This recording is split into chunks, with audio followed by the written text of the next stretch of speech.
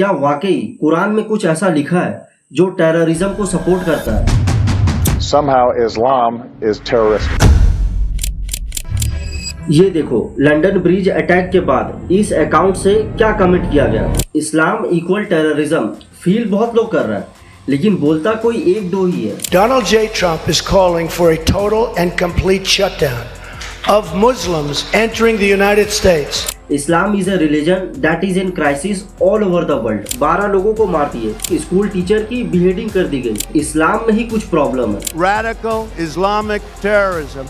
यहाँ से कहानी में एक ट्विस्ट आता है, और वो ट्विस्ट है एक शब्द का, जिहाद। ये वो जिहाद है जिसका यूज दुनिया भर के टेररिस्ट यूज करते हैं टेररिज्म के लिए। अमेरिकन्स और उनके एलीज के सिविलियंस और सोल्जर्स को मारना हर मुस्लिम का ड्यूटी है। थोड़ा सा इतिहास में चलते हैं।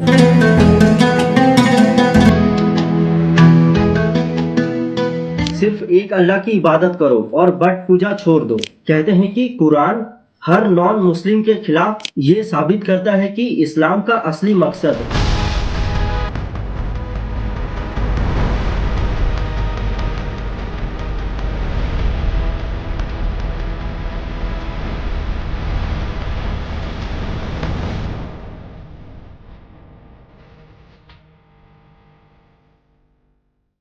2001 के 9/11 अटैक में 2977 लोग मरे।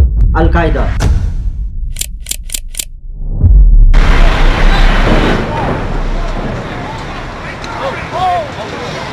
Oh my goodness. Oh God. There's another one.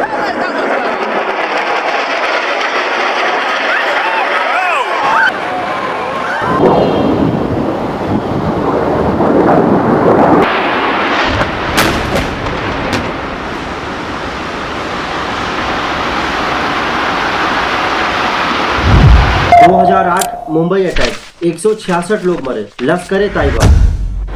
Some of Mumbai's most popular tourist sites were attacked, including the Taj Mahal and Oberoi hotels. 2019 Pulwama attack, 40 जवान शहीद हुए। जैसे मोहम्मद।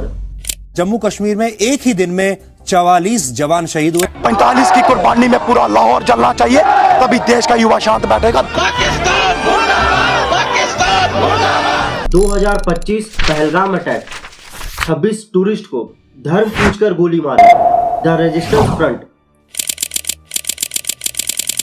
बोला कि ये शायद मुस्लिम नहीं है, उसने उसको गोली मार दी। हर अटैक के पीछे एक पैटर्न।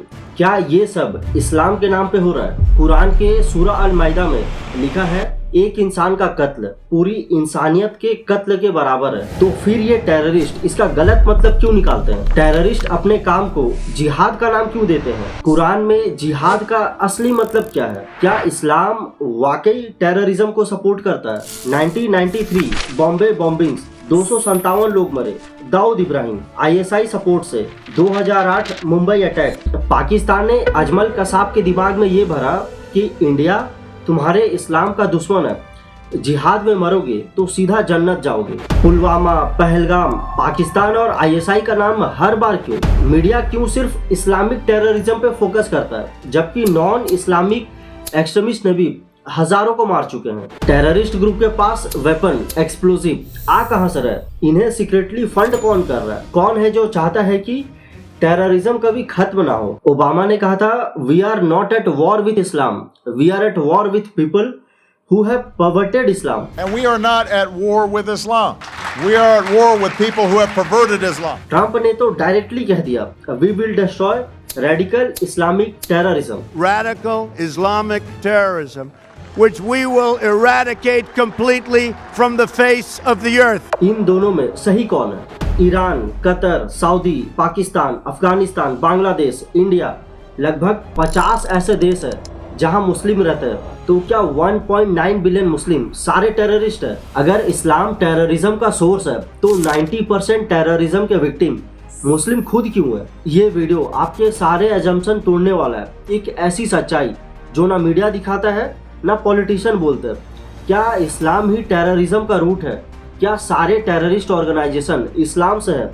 या फिर मीडिया और पॉलिटिक्स के पर्दे के पीछे कुछ और ही छुपा है। Breaking news out of Paris. At least 120 people confirmed dead. Chaos on the streets of Paris tonight. A city under terror attack on several fronts. Scenes of carnage at 6 different locations across Paris. ISIS is behind the attacks. The attackers screaming Allahu Akbar. Radical Islamic terrorism. ISIL is not Islamic. We will Protect and defend the citizens of the United States from radical Islamic terrorism. सबसे पहले ये समझते हैं कि terrorism होता क्या है। Simple language में, जब कोई इंडिविजुअल या ग्रुप पॉलिटिकल, रिलीजियस या आइडियोलॉजिकल मकसद के लिए वायलेंस करता है, मतलब लोगों को मारता है, धमकी देता है या डिस्ट्रक्शन करता है, तो उसको टेररिज्म कहते हैं। यूएन और ग्लोबल टेररिज्म डेटाबेस के अकॉर्डिंग टेररिज्म में नॉन स्टेट एक्टर्स मतलब गवर्नमेंट के अलावा वाले ग्रुप्स वायलेंस का यूज करते हैं अपने गोल्स को अचीव करने के लिए। ये गोल हो सकता है पॉलिटिकल पावर, रिलीजियस डोमिनेंस या कोई आइडियोलॉजी को फोर्सफुली थोपना। टेररिज्म किसी एक रिलीजन का पैटर्न नहीं है, ये ग्लोबल प्रॉब्लम है और इसका असर दुनिया के हर कोने में दिखता है। ग्लोबल टेररिज्म इंडेक्स 2023 के हिसाब से 2022 में दुनिया भर में टेररिज्म से 6,701 डेथ हुई, जबकि 2015 में टेररिज्म से ऑलमोस्ट 34,000 के करीब डेथ हुए थे। 2022 में 38% डेथ कम हुए हैं एज कम्पेयर टू 2015, पर 6,701 ये भी एक बहुत बड़ा नंबर है। 90% टेररिस्ट अटैक और 98% डेथ कॉन्फ्लिक्ट जोन में हुए, जैसे अफगानिस्तान, पाकिस्तान, सोमालिया और सब सहारन अफ्रीका जो सहारा डेजर्ट के साउथ में पड़ता है। उसका एक रीजन है साहिल। साहिल एक पतली सी बेल्ट है। इस रीजन में माली, नाइजर, बुर्किना फासो इस तरह के देश आते हैं। इस रीजन में पॉवर्टी, वॉर, वीक गवर्नेंस बहुत ज्यादा है। 2022 में जितनी भी टेररिज्म से डेथ हुई है उनमें से 48% डेथ इस साहिल रीजन में हुआ है। मतलब टेररिज्म वाला प्रॉब्लम वहां ज्यादा है जहां पॉवर्टी, वॉर और वीक गवर्नेंस है। अब दिल पे हाथ रख के सोचो, क्या टेररिज्म सिर्फ इस्लामिक ग्रुप तक लिमिटेड है? दुनिया भर में ऐसी कई ग्रुप्स हैं जो रिलीजन, सेकुलर या पॉलिटिकल मकसद के लिए वायलेंस करते हैं और इनका इस्लाम से कोई कनेक्शन नहीं है। बहुत लोग सोचते हैं कि टेररिज्म मतलब सिर्फ इस्लामिक ग्रुप्स। हाँ, कुछ ग्रुप्स हैं जैसे आईसिस, अलकायदा, बोको हराम और तालिबान, ये लोग अपने आप को इस्लामिक कहते हैं। ये सारे ग्रुप्स 2015 में 74% टेररिज्म डेथ के लिए रिस्पॉन्सिबल थे। लेकिन टेररिज्म सिर्फ इनका काम नहीं है, दुनिया में नॉन इस्लामिक टेररिस्ट ग्रुप भी बहुत खतरनाक रहे हैं।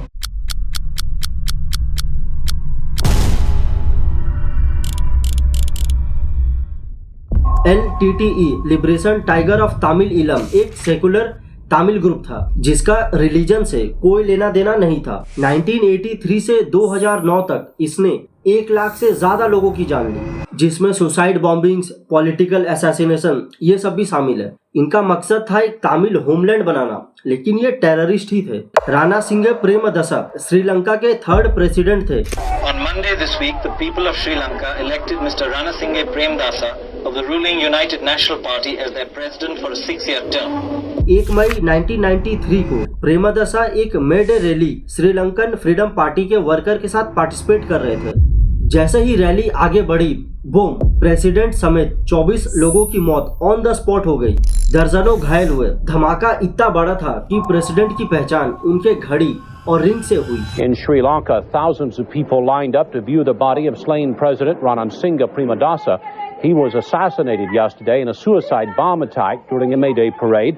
At least 23 others were also killed. पोतु अमन जो LTTE के अंदर एक हाई रैंकिंग लीडर था और ये LTTE का इंटेलिजेंस का चीफ भी था, इसने ही ये सुसाइड बॉम्बिंग मिशन अप्रूव किया था। 1987 में जब इंडिया ने श्रीलंका में अपनी आर्मी भेजी थी IPKF LTTE को कंट्रोल करने के लिए, तब श्रीलंका के कई लोग इस इंडियन इंटरवेंशन के खिलाफ हो गए थे। उनमें से एक थे राणा सिंह प्रेमदासा। जब प्रेमदासा 1989 में प्रेसिडेंट बने तो उन्होंने LTTE को सीक्रेटली सपोर्ट दिया ताकि वो इंडिया के खिलाफ लड़ सके और IPKF को श्रीलंका से निकालने पर मजबूर किया जा सके। लेकिन जब IPKF ने 1990 में श्रीलंका छोड़ दिया तो प्रेमदासा ने LTTE के खिलाफ फिर से मिलिट्री एक्शन शुरू कर दिए।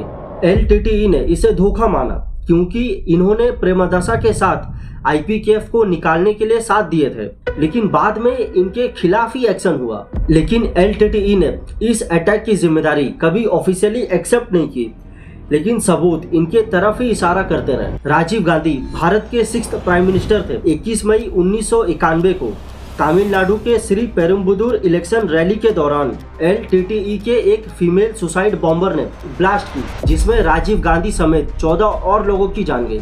LTTE राजीव गांधी से नाराज था क्योंकि उन्होंने 1987 में India peace keeping force IPKF Sri Lanka में भेजी थी LTTE को रोकने के लिए। IRA इरिश रिपब्लिक आर्मी ये कैथोलिक नेशनलिस्ट ग्रुप था जो आयरलैंड में 1969 से 1998 तक एक्टिव था। इनका मकसद था नॉर्दर्न आयरलैंड को यूनाइटेड किंगडम से अलग करके एक यूनाइटेड आयरलैंड बनाना। लेकिन ये कैसे लड़ते थे? बॉम्बिंग, शूटिंग और असैसिनेशन के जरिए। It turned out to be an IRA attack on one of the helicopters. IRA के अटैक्स में लगभग 1800 लोग मरे, जिसमें सिविलियंस, पुलिस और ब्रिटिश सोल्जर शामिल थे। एक फेमस अटैक था 12 अक्टूबर 1984 का ब्रिंगटन होटल बॉम्बिंग, जहां IRA ने यूके के प्राइम मिनिस्टर मार्गरेट थैचर को टारगेट किया। At 2:54 a.m. on Friday, October the 12th, 1984, the Irish Republican Army tried to assassinate the entire British cabinet. लेकिन वो बच गई, पर 5 लोग मरे। This government will not weaken. This nation will meet that challenge. Democracy will prevail. अब ये सोचो, IRA कैथोलिक था, लेकिन क्या इसने क्रिश्चियनिटी के नाम पे लड़ा? नहीं, इनका फाइट पॉलिटिकल और नेशनलिस्ट था। रिलीजन बस एक आइडेंटिटी थी। ये टेररिज्म था, लेकिन इसका इस्लाम से कोई लेना देना नहीं था। Revolutionary arm forces of Colombia, जो कोलंबिया का एक मार्क्सिस्ट गुरिल्ला ग्रुप था, ये 1964 से 2016 तक एक्टिव रहा और इनका मकसद था कोलंबिया में एक कम्युनिस्ट रिवॉल्यूशन शुरू करना। ये लोग गवर्नमेंट के खिलाफ लड़ते थे और इनके टैक्टिक्स में बॉम्बिंग, किडनैपिंग, ड्रग ट्रैफिकिंग ये सब शामिल था। FARC के अटैक से 2,20,000 से ज्यादा लोग मरे, जिसमें ज्यादातर सिविलियंस और सोल्जर थे।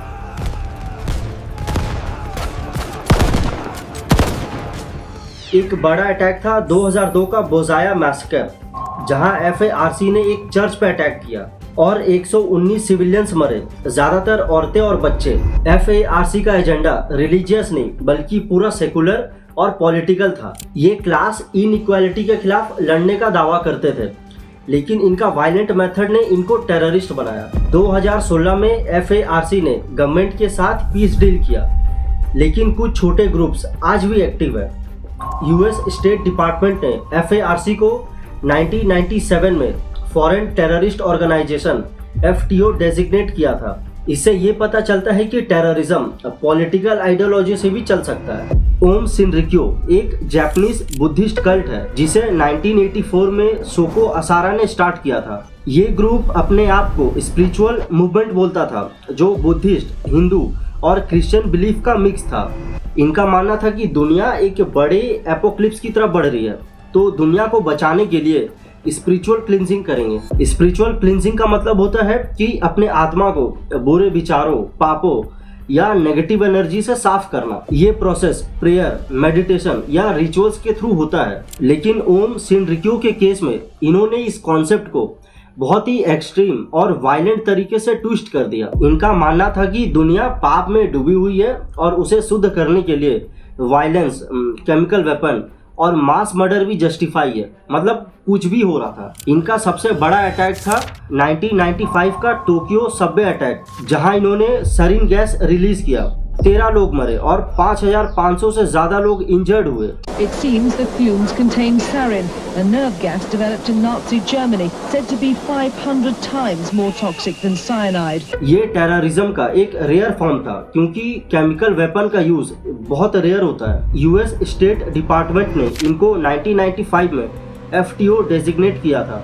ये एग्जाम्पल दिखाता है कि इवन बुद्धिस्ट जो पीस के लिए जाना जाता है, इस पे भी टेरर हो सकता है। अब थोड़ी बात इंडिया की करते हैं। The violence in Odisha was triggered by allegations of conversion and affected thousands. The nun was indeed raped on the 25th of August when the entire district was on fire and the Christian community was attacked.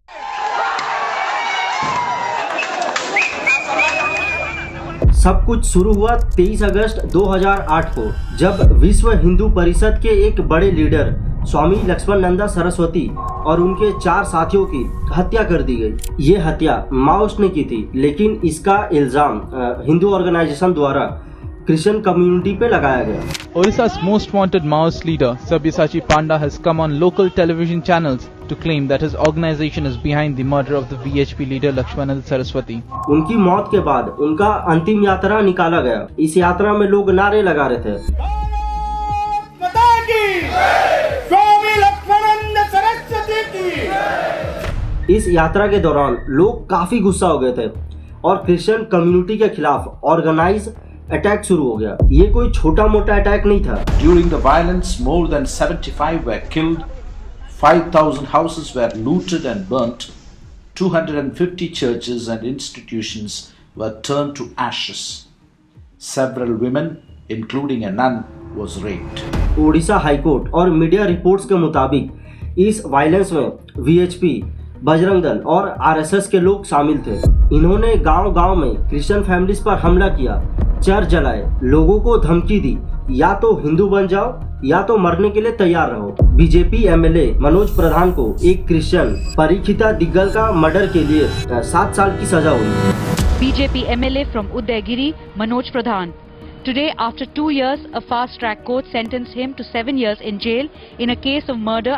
ये सब जो बोल रहा हूँ, ये सब का proof description में है, आप वेरीफाई करना। अगर आप बोलते हो कि VHP, बजरंग दल या RSS ने जो किया वो हिंदू धर्म बचाने के लिए सही था, तो चलो इस पे भी बात कर लेते हैं। भागवत गीता में श्री कृष्ण कहते हैं कि काम करो, लेकिन वायलेंस या नफरत से नहीं, शांति से। अथर्व वेदा में कहा गया है कि सर्वम शांतिमयम, यानी सब कुछ शांति से हो। इन सबसे क्या पता चलता है? हिंदू धर्म का असली रास्ता क्या है? अहिंसा और शांति, ना कि वायलेंस। कुछ लोग VHP, बजरंग दल, RSS इनके काम जैसे रैलीज या प्रोटेस्ट को धर्म के लिए जरूरी मानते हैं, लेकिन गुजरात राइट्स, कांधमाल या बाबरी जिसमें हजारों लोगों की जान गई, क्या ये सही था? हिंदू धर्म कहता है वसुधैव कुटुंबकम, मतलब दुनिया एक परिवार है। चाहे कोई भी हो, जो वायलेंस करता है वो गलत है। बजरंग दल, अलकायदा, ISIS, तालिबान, कोई भी गलत ही होता है। मार काट से धर्म बचता नहीं है, बल्कि बदनाम होता है।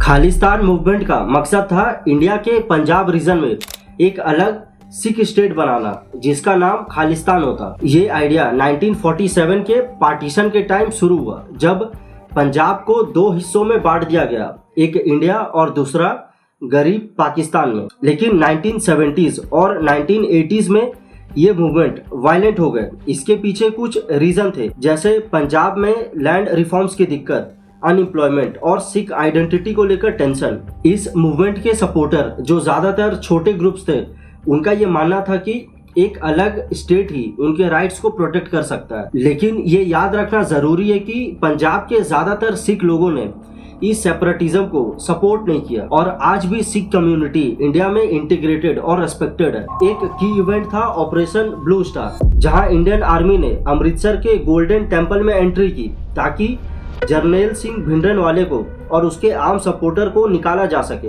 इस ऑपरेशन में golden temple complex including Akal Takht को डैमेज हुआ, जिसके कारण सिख कम्युनिटी में गुस्सा बढ़ा। सिख भाइयों का गुस्सा बनता है क्योंकि कांग्रेस ने 1970s में भिंडरनवाले को अकाली दल को कमजोर करने के लिए सपोर्ट दिया था। लेकिन जब भिंडरनवाले कांग्रेस के कंट्रोल से बाहर हो गया, तो उसको खत्म करने के लिए कांग्रेस ने सिख धर्म के सबसे पवित्र स्थल गोल्डन टेम्पल, इस पे मिलिट्री ऑपरेशन चला दिया। इस ऑपरेशन ने सिख कम्युनिटी के दिल पे चोट पहुंचाई। इसके बाद 31 अक्टूबर 1984 को प्राइम मिनिस्टर इंदिरा गांधी को उनके 2 सिख बॉडीगार्ड ने हत्या कर दी, जो ऑपरेशन ब्लू स्टार का रिटेलिएशन माना जाता है। BKI को 1978 में सुखदेव सिंह बब्बर और तलविंदर सिंह परमार ने बनाया था। BKI का मकसद था खालिस्तान बनाने के लिए हथियारों से लड़ना। बब्बर खालसा के अलावा और भी खालिस्तानी ग्रुप्स एक्टिव थे, जैसे Khalistan commando force, Khalistan liberation force और भिंडरनवाले टाइगर फोर्स। ये groups police officers, government officials और आम लोगों को भी टारगेट किया, स्पेशली उनको जो इनके खालिस्तानी एजेंडा के खिलाफ थे। लेकिन 1993 तक इंडियन सिक्योरिटी फोर्सेस ने इन ग्रुप्स पे काफी कंट्रोल कर लिया और मिलिटेंसी का स्केल भी काफी कम हो गया था। आज के समय में खालिस्तान मूवमेंट का स्केल बहुत कम हो गया है इंडिया में, लेकिन कुछ सिख लोग जो इंडिया से बाहर जाके कनाडा, UK, ऑस्ट्रेलिया जैसे कंट्री में सेटल हो गए हैं, उनमें से कुछ लोग आज भी खालिस्तान के आइडिया को सपोर्ट करते हैं। सिख फॉर जस्टिस नाम का एक ग्रुप कनाडा में एक्टिव है। ये ग्रुप रेफरेंडम करवाता है जिसमें लोग वोट देते हैं कि क्या उन्हें एक अलग सिख कंट्री खालिस्तान चाहिए। 2023 में एक ऐसा ही खालिस्तान रेफरेंडम में 1 लाख लोगों ने हिस्सा लिया था। इंडिया की गवर्नमेंट इन सबको एंटी प्रोपागेंडा कहती है। इंडिया ने कनाडा से कई बार रिक्वेस्ट की है ऐसे ग्रुप्स के खिलाफ एक्शन लेने के लिए। सिखिज्म और एक्सट्रीमिज्म दोनों बिल्कुल अपोजिट है। सिखिज्म एक ऐसा धर्म है जो शांति, इक्वालिटी और इंसानियत का पाठ पढ़ाता है। कुछ छोटे ग्रुप्स ने वायलेंस का रास्ता चुना और अपने एक्शन को सिख कम्युनिटी से जोड़ने की कोशिश की। वो ग्रुप्स जो गलत रास्ते पर चले गए वो सिख कम्युनिटी का एक छोटा सा हिस्सा थे और इनका एक्शन पूरे सिख धर्म से जोड़ना बिल्कुल गलत है। सिखिज्म का सबसे बड़ा तोहफा है दुनिया को सेवा का कॉन्सेप्ट। लंगर तो आप सब जानते हो। सिख ऑर्गेनाइजेशन जैसे खालसा एड हमेशा लोगों की मदद के लिए खड़े रहते हैं। सिख रेजिमेंट इंडियन आर्मी का एक प्राउड हिस्सा है जिसका इतिहास ब्रेवरी और सेक्रीफाइसेस से भरा हुआ है। ETA एक टेररिस्ट ग्रुप था जो स्पेन में 1968 से 2011 तक एक्टिव रहा। इनका मकसद था स्पेन से अलग होकर एक अलग बास्क स्टेट बनाना, लेकिन इसके लिए इन्होंने वायलेंस का रास्ता चुना। बॉम्बिंग, किडनैपिंग, असैसिनेशन, ये सारी चीजें। ये एक सेकुलर और नेशनलिस्ट ग्रुप था। इनका रिलीजन से कोई लेना देना नहीं था। ETA ने स्पेन में पॉलिटिशियन, पुलिस, सोल्जर्स, सिविलियंस लगभग 829 लोगों की जान ली। इनका सबसे बड़ा अटैक था 1973 में जब इन्होंने स्पेन के फॉर्मर प्राइम मिनिस्टर को कार बॉम्ब से उड़ाया। ETA ने 2000 से ज्यादा बॉम्बिंग्स किए। इससे आप अंदाजा लगा सकते हैं कि कितना खतरनाक था ये ग्रुप। ETA का गोल नेशनलिस्ट था, लेकिन इनका मेथड वायलेंट और इलीगल था। ये सेकुलर ग्रुप था, रिलीजन से कोई लेना देना नहीं, सिर्फ पावर और आइडेंटिटी का मसला था। सेकुलर ग्रुप्स भी उतना खतरनाक हो सकते हैं जितना कोई रिलीजियस ग्रुप। इसलिए टेररिज्म को सिर्फ एक रिलीजन से जोड़ना, मेरा मतलब इस्लाम से, गलत है। टेररिज्म का असली रूट रिलीजन से ज्यादा जियोपॉलिटिकल, इकोनॉमिक और सोशल फैक्टर है, जैसे पॉवर्टी, अनएम्प्लॉयमेंट, वॉर या वीक गवर्नेंस। टेररिज्म यूनिवर्सल है। फंडापोल के एक रिपोर्ट के मुताबिक 81.8% डेथ इस्लामिक टेररिस्ट ग्रुप से जुड़े हैं, लेकिन नॉन इस्लामिक टेररिस्ट ग्रुप भी दुनिया भर में हजारों लोगों की जान ली है। तो ये परसेप्शन कि टेररिज्म सिर्फ इस्लाम का है बिल्कुल गलत है।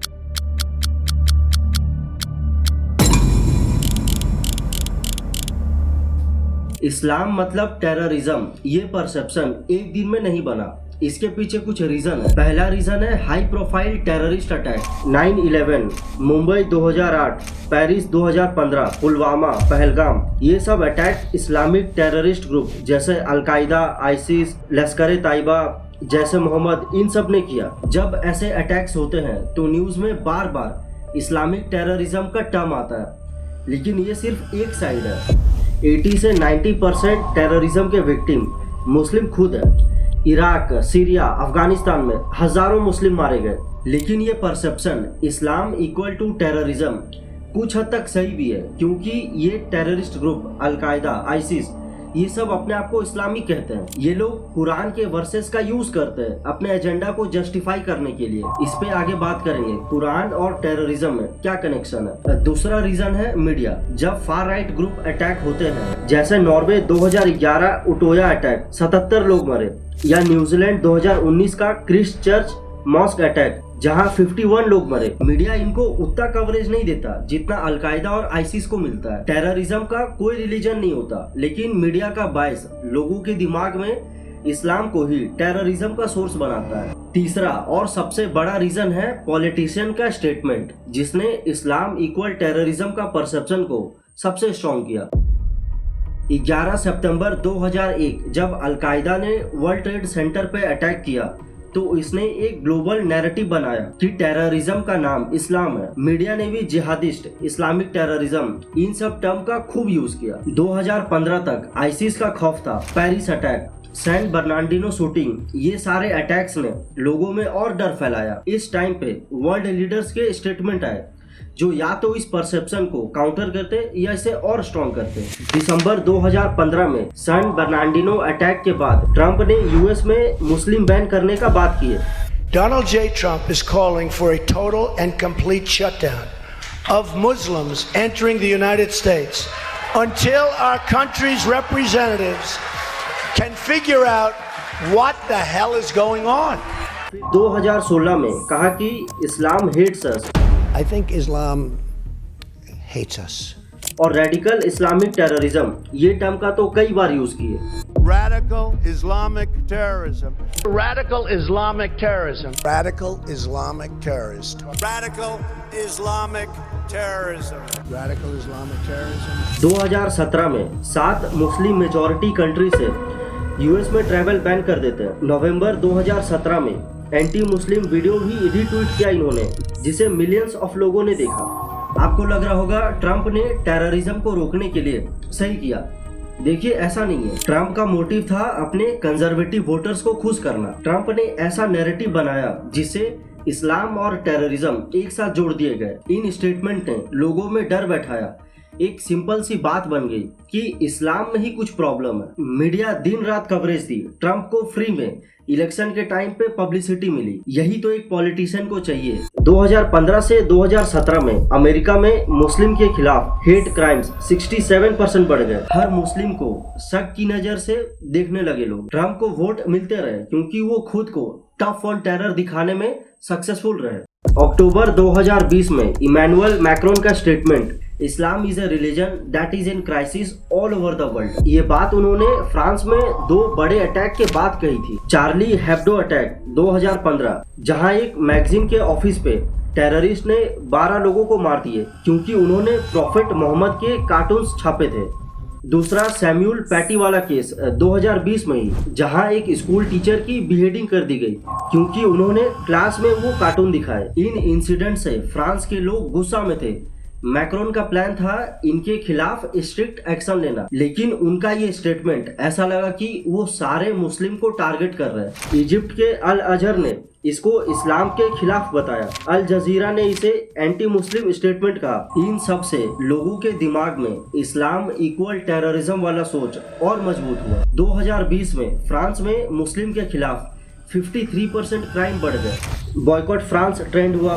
फ्रेंच मीडिया ने मैक्रोन को सपोर्ट किया, पर ओवरऑल सारे मुस्लिम को लोग टेररिस्ट के रूप में देखने लगे। फरवरी 2015 में ओबामा ने कहा था, हम इस्लाम के खिलाफ नहीं लड़ रहे बल्कि उन लोगों के खिलाफ जो इस्लाम को गलत तरीके से यूज करते हैं। We are not at war with Islam. We are at war with people who have perverted Islam. Obama का मकसद था ये क्लियर करना कि अमेरिका का दुश्मन इस्लाम नहीं है बल्कि आईसिस, अलकायदा जैसा टेररिस्ट ग्रुप है जो इस्लाम के पीसफुल मैसेज को तोड़ मरोड़ कर यूज करता है। ओबामा ने टेररिज्म को ग्लोबल प्रॉब्लम बताया, ना कि इस्लाम का। कई मुस्लिम ग्रुप्स जैसे CAIR ने इसकी तारीफ भी की, लेकिन कुछ न्यूज चैनल जैसे फॉक्स न्यूज ने कहा कि ओबामा सॉफ्ट है, वो रेडिकल इस्लामिक टेररिज्म ये वर्ड नहीं बोलते। Why do you still refuse to use the term Islamic terrorist? Is that when you start calling these organizations Islamic terrorists, the way it's heard, the way it's received by our friends and allies around the world is that somehow Islam is terroristic. As a Christian, I'm not going to let them claim my religion and say you're killing for Christ. ये statement balance था।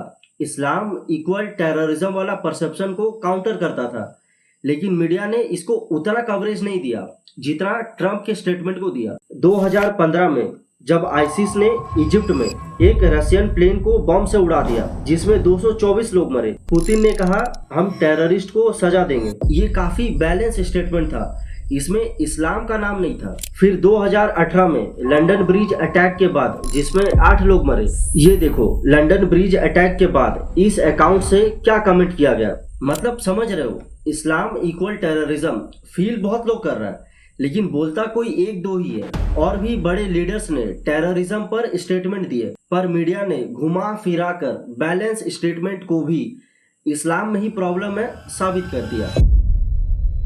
इस्लाम equal terrorism, इसका एक बहुत बड़ा वजह है information की कमी। बहुत लोगों को इस्लाम के असली टीचिंग का पता ही नहीं है। मीडिया जो दिखाता है बम ब्लास्ट अटैक, यही लोगों के दिमाग में बैठ जाता है।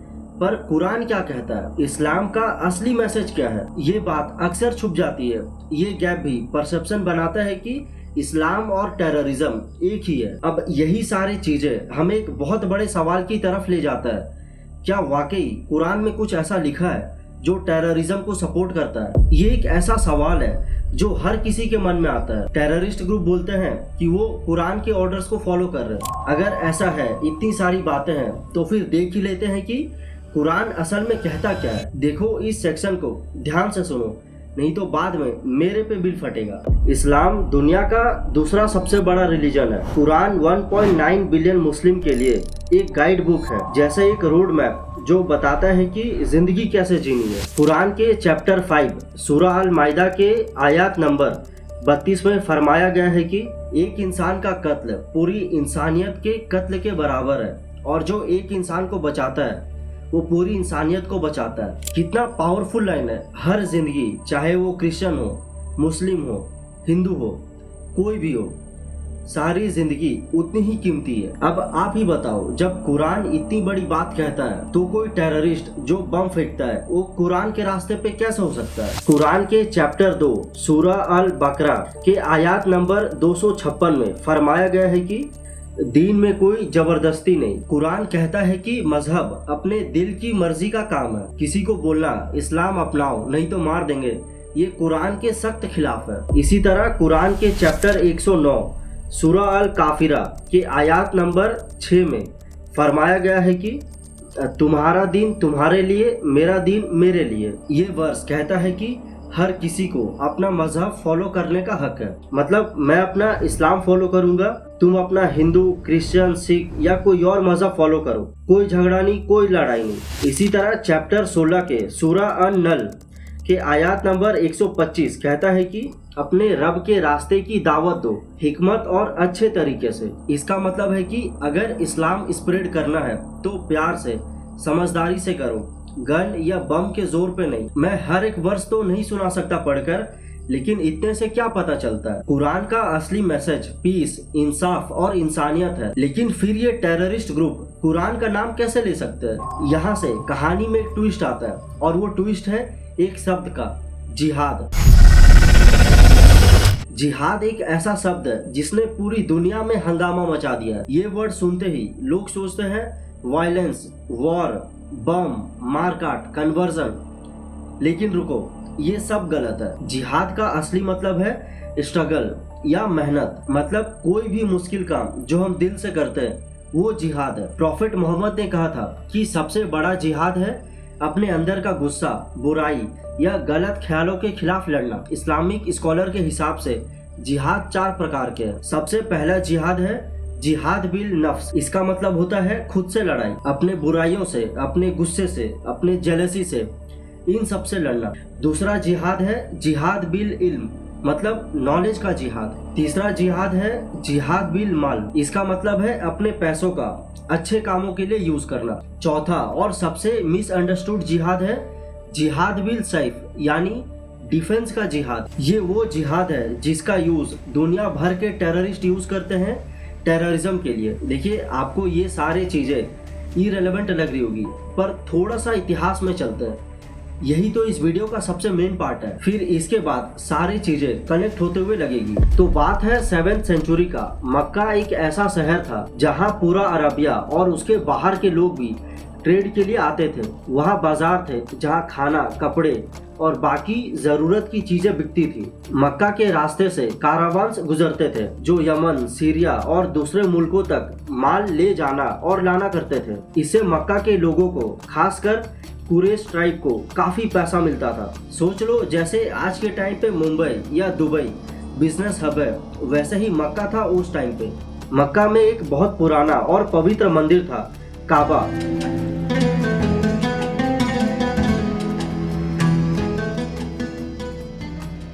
काबा को अरब्स के लिए एक रिलीजियस स्पॉट माना जाता था और ये इस्लाम से भी पहले से वहाँ पे था। लोग इसको एक होली प्लेस समझते थे क्योंकि ये कहते हैं कि इसको प्रॉफेट इब्राहिम और उनके बेटे इस्माइल ने बनाया था। लेकिन उस टाइम काबा और आसपास कई सारे बट रखे थे, लगभग 360 बट थे। ये बट अलग अलग देवताओं के थे।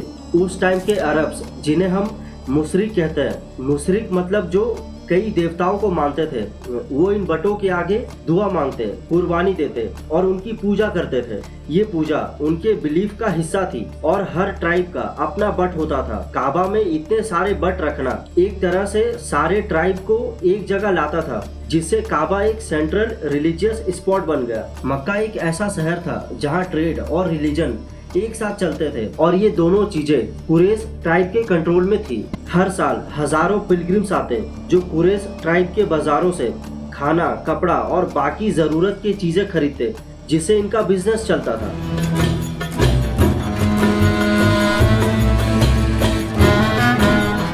कुरैश ट्राइब जिनका काबा पे कंट्रोल था, ये लोग काबा के केयर टेकर थे। इसी कुरैश ट्राइब के एक छोटे ग्रुप बानु हसीम में प्रॉफेट मोहम्मद का जन्म हुआ 570 सीई में। बानु हसीम एक परिवार था जो कुरैश ट्राइब का हिस्सा था। हसीम प्रॉफेट मोहम्मद के परदादा का नाम था। बानु हसीम मतलब हसीम के वंशज। बानु हसीम जो परिवार था वो इज्जतदार थे, लोगों में रिस्पेक्ट थी, पर ये खानदान बहुत अमीर नहीं था। इनका एक रिलीजियस ड्यूटी था काबा के पिलग्रिम को पानी पिलाना, जो उस टाइम एक ऑनरेबल सर्विस माना जाता था। 610 सीई में जब प्रॉफेट मोहम्मद ने इस्लाम का पैगाम दिया, सिर्फ एक अल्लाह की इबादत करो और बट पूजा छोड़ दो, तब कुरैश के लिए शौक था। इस्लाम उनके मुशरिक बिलीफ के खिलाफ था जो सदियों से चला आ रहा था। कुरैश को डर था कि लोग अगर बट पूजा छोड़ देंगे तो काबा के पिलग्रिमेज से उनका बिजनेस जैसे डोनेशन और ट्रेड कम हो जाएगा, और ये भी डर था कि इस्लाम के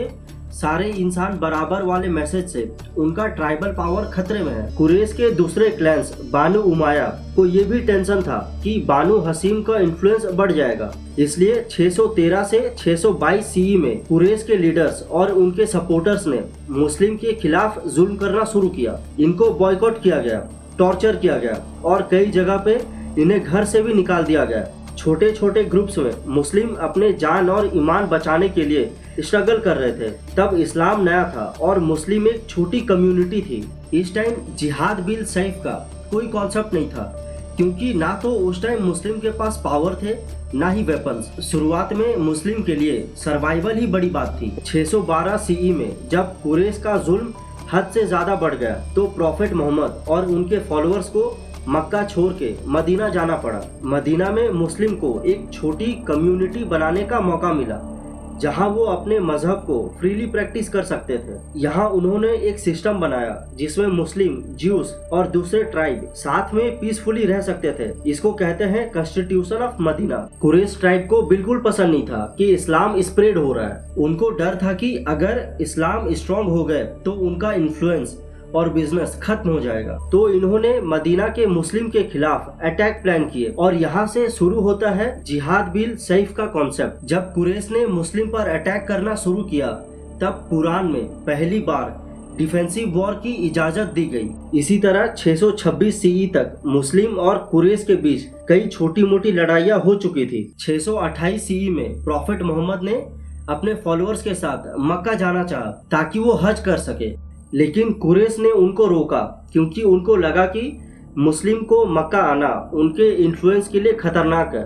इसके बाद नेगोशिएशंस हुए और एक पीस ट्रीटी साइन हुआ जिसको कहते हैं ट्रीटी ऑफ हुदैबिया। इसमें कुछ इम्पोर्टेंट पॉइंट्स थे, जैसे मुस्लिम और कुरैश के बीच 10 साल तक कोई वॉर नहीं होगा। अगर कोई कुरैश का बंदा मुस्लिम के पास भाग जाए तो मुस्लिम उनको वापस भेजेंगे, लेकिन अगर कोई मुस्लिम कुरैश के पास जाए तो वापस नहीं भेजा जाएगा। दोनों साइड के एलीज भी इस ट्रीटी का पालन करेंगे। मुस्लिम इस साल हज नहीं करेंगे, लेकिन अगले साल आ सकते हैं। ये ट्रीटी मुस्लिम के लिए थोड़ा टफ लगा क्योंकि टर्म्स उनके फेवर में नहीं थे, लेकिन प्रॉफेट मोहम्मद ने कहा कि ये पीस के लिए जरूरी है। ट्रीटी ऑफ हुदैबिया ने दिखाया कि इस्लाम पीस को प्रायोरिटी देता है, ना कि वॉर को। ऐसा लग रहा है सब कुछ सही हो गया है ना, लेकिन नहीं। जल्द ही 629 सीई में ट्रीटी ऑफ हुदैबिया टूट गया। एक्चुअली में हुआ ये कि कुरैश के एक एली ट्राइब बानु बकर मुस्लिम के एक एली ट्राइब बानु कुजा पे अटैक कर दिया। ये अटैक ट्रीटी के खिलाफ था क्योंकि दोनों साइड के एलीज को पीस बनाए रखना था। इसके बाद कुरान में एक वर्स आया जिसको सोवर्ड वर्स कहते हैं। जब हराम महीने खत्म हो जाए तो मुशरिकीन को जहां भी पाओ कत्ल करो, उन्हें पकड़ो, घेरा डालो और हर जगह उनकी घाट में बैठो। मगर अगर वो तौबा कर ले, नमाज कायम करे और ज़कात दे तो उनका रास्ता छोड़ दो। बेशक अल्लाह बहुत माफ करने वाला और रहम करने वाला है। ये वर्स स्पेसिफिक उस टाइम के लिए था जब कुरैश ने ट्रीटी ऑफ हुदैबिया तोड़ा और मुस्लिम पर अटैक किया। ये सिर्फ उन मुशरिकीन के लिए था जो एक्टिवली वॉर कर रहे थे और ट्रीटी के खिलाफ गए। ये यूनिवर्सल नहीं था। ट्रीटी टूटने के बाद प्रॉफेट मोहम्मद 630 सीई में मक्का गए। मुस्लिम ने बिना ज्यादा लड़ाई के मक्का को अपने कब्जे में ले लिया। प्रॉफेट ने सबको माफ कर दिया, चाहे वो उनके पुराने दुश्मन ही क्यों ना हो। ये साबित करता है कि इस्लाम का असली मकसद जंग नहीं, शांति लाना था। ट्रीटी ऑफ हुदैबिया साइन होने से पहले 2 बड़े वॉर हुए थे जो जिहाद बिल सैफ के कॉन्टेक्स्ट में बहुत इंपॉर्टेंट है। बैटल ऑफ बद्र जो 624 सीई में हुआ था, ये इस्लाम का पहला और मेजर वॉर था। इसमें 313 मुस्लिम ने कुरैश के 1000 लोगों के आर्मी से लड़ी थी और जीते थे। फिर बैटल ऑफ उहुद जो 625 सीई में हुआ, जिसमें 3000 आर्मी के साथ कुरैश ने मदीना पे अटैक किया। ये वॉर मुस्लिम हार गए थे क्योंकि मुस्लिम सिर्फ 700 लोग थे।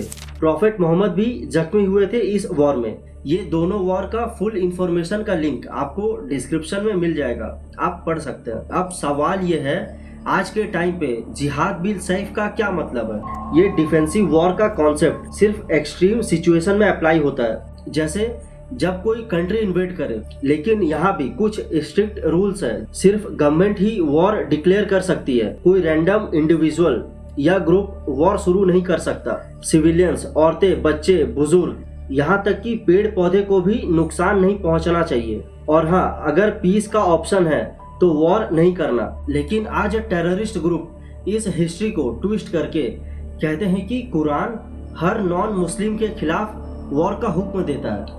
आप सभी बताओ, क्या ये सही है? कुरान का असली मैसेज तो शांति और इंसाफ है। जितने भी इस्लामिक टेररिस्ट ऑर्गेनाइजेशन है, उनका एम इस्लाम को प्रमोट करना नहीं है और ना ही ये कुरान के ऑर्डर्स को फॉलो कर रहे हैं। इनका प्लान है अपनी ताकत बढ़ाना, गवर्नमेंट को डिस्टेबलाइज करना और अपने रूल्स के हिसाब से एरियाज को कंट्रोल करना। लेकिन ये ओपनली बोलेंगे थोड़ी कि हम पावर के लिए लड़ रहे हैं। अगर ये ऐसा बोलते हैं तो इनके साथ जाएगा कौन? इसलिए ये लोग इस्लाम का नाम लेते हैं ताकि इमोशनल लोग, मोस्टली जवान लड़के, इनके जाल में फंसे। ये सब साइकोलॉजिकल ट्रिक है। रिलीजन का नाम लो, लोगों का दिल जीतो और अपना काम करवाते रहो। जैसे एक छोटा सा शहर सोचो जहाँ कोई गैंग लीडर अपना गैंग बड़ा करना चाहता है। वो बोलेगा हम आपकी सेफ्टी के लिए लड़ रहे हैं, लेकिन असल में वो अपना कंट्रोल चाहता है। टेररिस्ट ग्रुप्स भी ऐसा ही काम करते हैं, बस ये लोग रिलीजन का कवर यूज करते हैं। आईसिस ये ग्रुप चाहता था इराक और सीरिया में अपना सो कॉल्ड इस्लामिक कैलिफेट बनाना। 2014 से 2017 में इन्होंने सोशल मीडिया पे वीडियोस डाले जिसमें कुरान के वर्सेस का जिक्र करके बंदे रिक्रूट किए और बोला कि ये जिहाद है। अल-कायदा एक ग्लोबल टेररिस्ट ऑर्गेनाइजेशन है जिसको स्टार्ट 1988 में ओसामा बिन लादेन ने किया था। इनका एम था वेस्टर्न कंट्रीज, स्पेशली अमेरिका के खिलाफ वॉर शुरू करना, क्योंकि ये मानते थे कि वेस्ट मुस्लिम कंट्रीज को दबाता है। एक्चुअली में इनका असली प्लान था मुस्लिम दुनिया में अपनी ताकत बढ़ाना और गवर्नमेंट को डिस्टेबलाइज करना। अलकायदा ने जिहाद को एक वायलेंट वॉर के रूप में दिखाया, जबकि कुरान में जिहाद का असली मतलब है स्ट्रगल। ओसामा बिन लादेन ने 23 फरवरी 1998 को एक फेक फतवा जारी किया था। अमेरिकन्स और उनके एलीज ने मुस्लिम पे अटैक किए, जैसे सऊदी अरेबिया में मिलिट्री बेसेस बनाए ताकि ऑयल रिजर्व कंट्रोल कर सके। लादेन के हिसाब से ये गलत है, इस्लाम के खिलाफ है, क्योंकि सऊदी गवर्नमेंट ने जो बेसेस बनाने दिए वो मक्का और मदीना के पास है। ओसामा ने ये भी कहा अमेरिका का इराक पे सैंक्शन और इजराइल को सपोर्ट किया, जो जेरूसलम में अल अक्सा मॉस्क को कंट्रोल करता है। इसलिए लादेन का कहना है कि अमेरिकन्स और उनके एलीज के सिविलियंस और सोल्जर्स को मारना हर मुस्लिम का ड्यूटी है, ताकि अल अक्सा और मक्का फ्री हो। इस फतवा का यूज 9/11 अटैक में हुआ, जहां 2977 लोग मरे। इस फतवा का लिंक डिस्क्रिप्शन में है, आप वर्ड टू वर्ड वेरीफाई कर सकते हैं। अलकायदा ने तो मुस्लिम मेजॉरिटी एरियाज में भी अटैक किया है। 2003 सऊदी अरेबिया के Riyadh bombing. According to U.S. sources, more than 90 people died and 160 were injured during 3 massive explosions which shook the Saudi capital, Riyadh, last night. 2005 Jordan के अमन hotel blast, ये सब Muslim majority area थे। We can confirm now that Al-Qaeda is the group that carried out the attacks. Boko हराम एक ऐसा ही Islamic terrorist group है जो 2002 में शुरू हुआ था, लीडर मोहम्मद यूसुफ के अंडर। इनका नाम बोको हराम का मतलब है वेस्टर्न एजुकेशन, हराम है। ये ग्रुप चाहता है नाइजीरिया में एक इस्लामिक स्टेट बनाना। बोको हराम कहता है कि वेस्टर्न एजुकेशन इस्लाम के खिलाफ है, इसलिए ये लोग स्कूल्स पे अटैक करते हैं। 2014 का चिबोक किडनैपिंग, जहां इन्होंने 276 लड़कियों को किडनैप किया। Several weeks later, Boko Haram leader Abu Bakr Shekau released a video claiming responsibility for abducting the girls and threatening to sell them as slaves. Protests began over the Nigerian government's failure to bring the girls home. कहते हैं कि ये जिहाद है क्योंकि education मुस्लिम values को खत्म कर रहा है।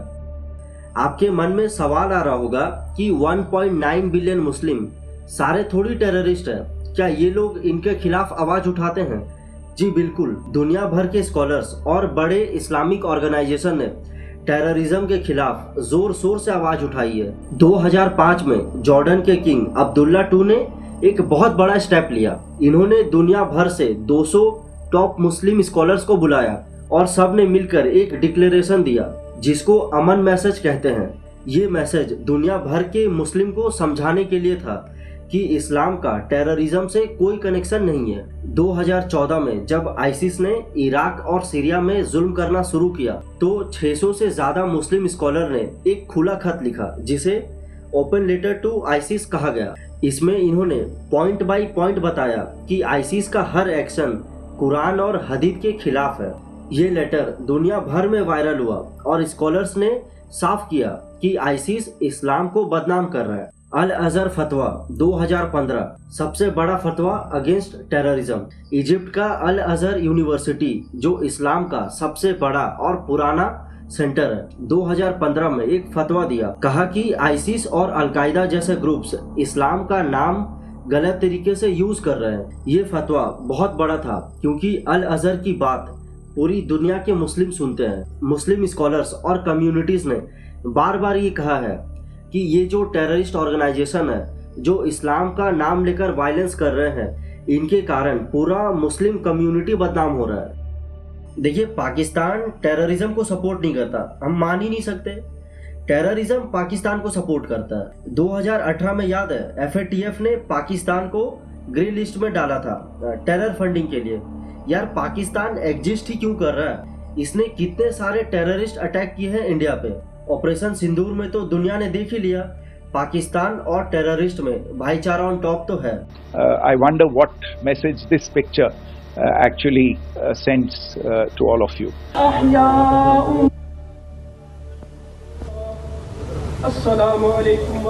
पाकिस्तान का एक चाचा है जो पाकिस्तान का डिफेंस मिनिस्टर भी है, ख्वाजा आसिफ। इसने तो लाइव एक्सेप्ट किया है। Pakistan has had a long history of backing and supporting and training and funding these terrorist organizations. Well, we have been doing this dirty work for United States for about 3 decades, and West, including Britain. देखिए 24% दुनिया का population मुस्लिम है, लगभग 1.9 billion. अब सवाल यह है कि इनमें से कितने टेररिस्ट हैं। 1 से 2 लाख, जो मुस्लिम पॉपुलेशन का 0.01% भी नहीं है। इस्लाम और टेररिज्म दोनों अलग और अपोजिट है, इसलिए इस्लाम इक्वल टेररिज्म वाला सोच एकदम गलत है।